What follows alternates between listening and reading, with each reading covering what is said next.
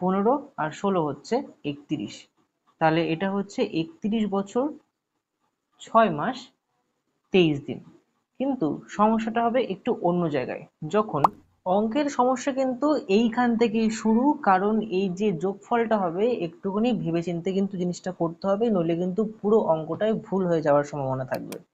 অঙ্কটা আছে 5 বছর 2 মাস 3 দিন এবং 25 বছর 10 মাস 29 দিন। এটাকে জাস্ট যোগ করতে হবে।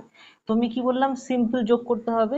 এখানে 29 আর 3 যদি এইভাবে যোগ না পারো তাহলে কি করতে হবে, 9 আর 3 12, 2 1 2 এর 1 3, এখানে হচ্ছে 32 দিন।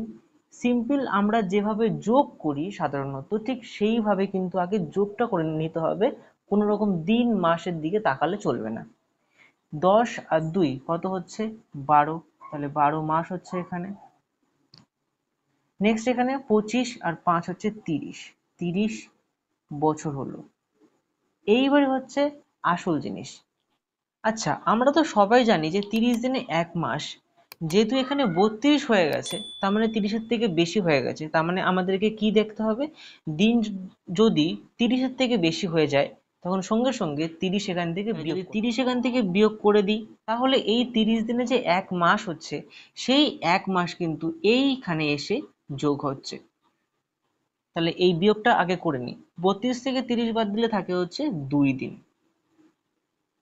এবার এখানে আসছি, যেই 30 এখান থেকে আমি বিয়োগ করব সঙ্গে সঙ্গে কিন্তু মাসের সঙ্গে 1 যোগ হয়ে যাবে। ঠিক আছে, তাহলে সে যোগ হয়ে কত হচ্ছে সেটা পরে আসছি, কিন্তু যখনই এটা 30-এর থেকে বেশি হয়ে যাবে সঙ্গে সঙ্গে এখানে 30 আমরা বিয়োগ করে দেবো।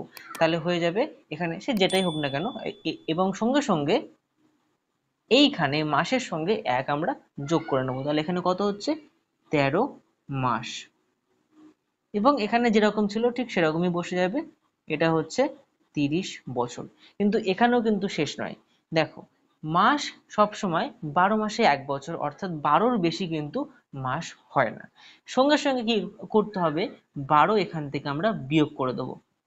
তাহলে এখানে কত হবে, এখানে হচ্ছে 1 মাস হচ্ছে। সঙ্গে সঙ্গে এখানে 12 যখনই আমরা বিয়োগ করে দেবো সঙ্গে সঙ্গে এখানে 1 যোগ করে দেবো। তাহলে এখানে কত হলো 31 বছর। এটা হলো 31 বছর, এটা হচ্ছে 1 মাস এবং এটা হচ্ছে 2 দিন। তো বছর নিয়ে কিন্তু আমাদের কোনো রকম সমস্যা নেই, যত সমস্যা দিন এবং মাস নিয়ে।